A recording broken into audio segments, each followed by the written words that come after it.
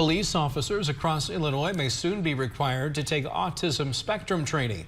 The state Senate passed a bill today requiring law enforcement officers across the land of Lincoln take autism-informed response training every 3 years.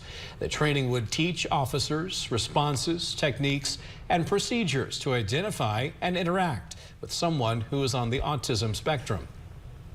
This bill was brought to me by a mother of a son with autism who worries about his future interactions with police. She worries that something like a routine traffic stop could swiftly turn into an officer interpreting his behaviors like not making eye contact or needing to repeat as non-compliant.